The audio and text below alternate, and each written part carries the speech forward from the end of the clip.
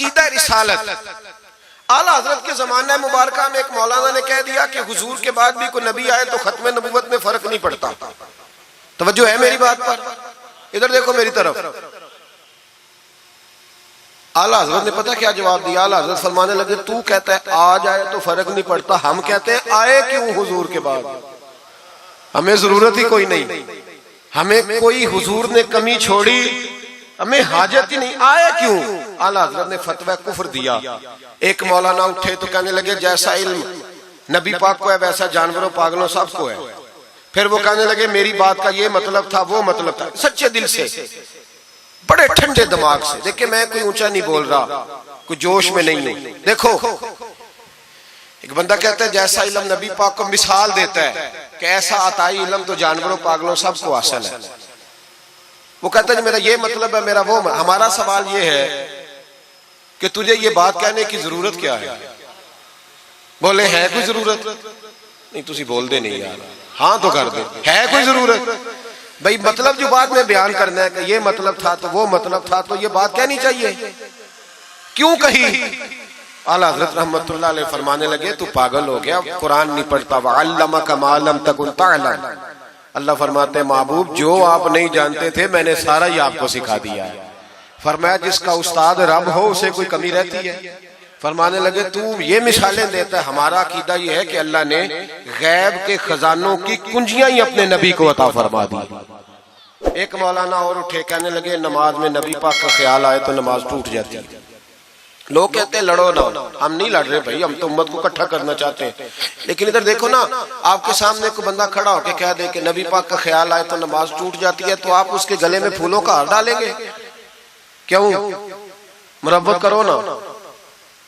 مربت کا درس دے رہے ہو، مربت کرو.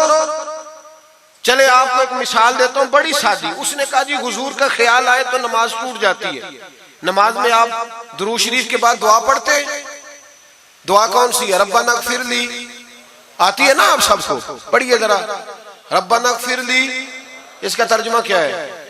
یا اللہ مجھے بھی بخش دے اور میرے ماں باپ کو بھی. تو جب یہ دعا مانگی تو ابا جی کا خیال نماز میں آیا کہ نہیں آیا؟ اماں جی کا؟ سنی تھوڑا سا اگر آپ سمجھے نا، میرا سنی ایک ہی بات کرتا ہے. جب اس سے کوئی بندہ کوئی مسئلہ پوچھتا ہے نا تو سنی کہتے ہیں میں تو پڑھا ہوا ہی نہیں. او خدا کے بندے آج پڑھ کے جانا ساری محفل، اور آئندہ جمعہ بھی اپنے خطیب کے پاس پڑھنا ذرا دھیان سے، پھر اگلا بھی پڑھنا، پھر تو انشاءاللہ کہے گا نہیں میں پڑھا ہوا نہیں. بھائی نماز میں آیت پڑھتے ربنا اغفر لی تو ابا جی کا خیال آتا ہے کہ نہیں؟ تو نماز ٹوٹ گئی کہ رہ گئی؟ اماں جی کا خیال آتا ہے کہ نہیں؟ اعلیٰ حضرت فرمانے لگے اگر تیرا باپ جو بے نمازی ہو، ان پڑھ ہو، اس کا خیال آنے سے نماز نہیں ٹوٹتی تو پھر سن ہمارا عقیدہ کیا ہے. تو کہتا ہے نبی پاک کا خیال آ جائے تو نماز ٹوٹ جاتی ہے. اعلیٰ حضرت فرمانے لگے ہمارا عقیدہ یہ ہے کہ جب تک رسول پاک کا خیال آئے نا ہماری نماز ہوتی ہی نہیں، ہوتی نہیں جب تک. کچھ لوگوں نے کہہ دیا نبی پاک ہماری طرح بشر ہے. او بھائی دیکھو نا، آج خبر ملی ہے کہ ہالینڈ نے پھر سے خاکے شائع کر دیے. ادھر دیکھو میری طرف. یہ ناموس رسالت کا مسئلہ 100 سال پہلے اعلیٰ حضرت نے سمجھایا تھا اور فرمایا تھا دشمن احمد پہ شدت کیجئے، ملحدوں سے کیا مربت کیجئے، شرک ٹھہرے جس میں تعظیم حبیب، اس برے مذہب پہ لعنت کیجئے.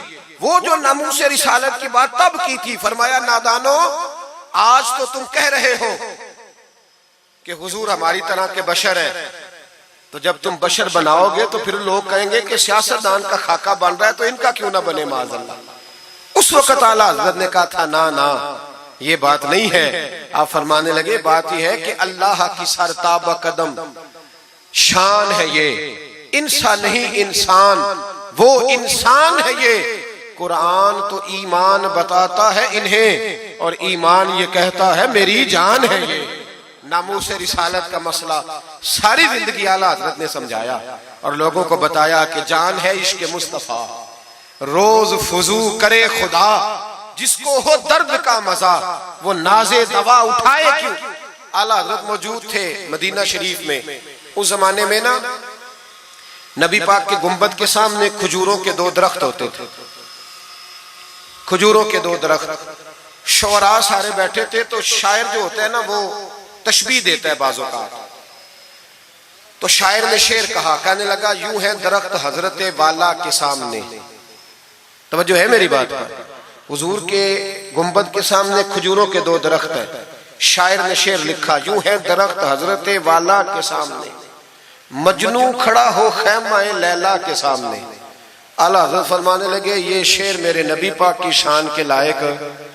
فرمانے لگے تم نے حضور کے خیمے کو, نبی پاک کے گنبد کو لیلا کا خیمہ بنا دیا, یہ کیا بات ہے؟ تو لوگ مانتے بھی نہیں, نہ وہ بھی نہ مانے. کہنے لگے جی اعتراض کرنا آسان ہے, شعر کہنا مشکل ہے, آپ بتائیں شعر کیسے کہنا چاہیے. فرمایا لفظ وہ کہو جو حضور کی شان کے لائق ہے, جو شان کے لائق نہیں وہ لفظ نہ کہو. شعر کیا کہا؟ کہنے لگے یوں ہے درخت حضرت والا کے سامنے, مجنو کھڑا ہو خیمہ لیلا کے سامنے. اعلیٰ حضرت فرمانے لگے غلط ہے تشبیہ. کہا جی آپ بتا دیں. تو اعلیٰ حضرت فرمانے لگے سنو پھر, یوں ہے درخت حضرت والا کے سامنے, قدسی کھڑے ہیں عرش معلا کے سامنے. گویا قدسی کھڑے ہیں عرش. یہ فاضل بریلوی رحمت اللہ علیہ کا انداز ہے. ناموس رسالت کے بارے میں کبھی کسی کو گنجائش, ہمارے اینکر ٹی وی پہ بیٹھ کے, ابھی بھی باتیں ہوں گی سویرے بڑی, مولوی جذباتی ہے جی, یہ کہتا ہے کہ گستاخان رسول سے رشتہ توڑو, اور سارے اینکر ہمارے بچوں کو خراب کرتے ہیں. کہتے ہیں جی حضور نے تو اپنے بے ادب کو معاف کیا. بالکل معاف کیا ہے, بالکل معاف کیا. نبی پاک نے اپنے بے ادب کو معاف کیا ہے, پر حضرت ابو بکر صدیق نے حضور کے بے ادب کو کوئی نہیں معاف کیا. حضرت عمر نے حضور کے بے ادب کو معاف, حضرت عثمان غنی نے معاف, مولا علی نے معاف, ان لوگوں نے حضور کے بے ادب کو معاف. لیکن نا جو میری بے ادبی کرے گا اسے میں معاف کروں گا. بے ادبی میری کرے اور معافی میرے چھوٹے بھائی سے مانگ لے, اس کو حق ہے معاف کرنے کا, میں نے معاف کرنا ہے. چونکہ بے ادبی یہ موٹی بات ہے, اس کو سمجھ لیں.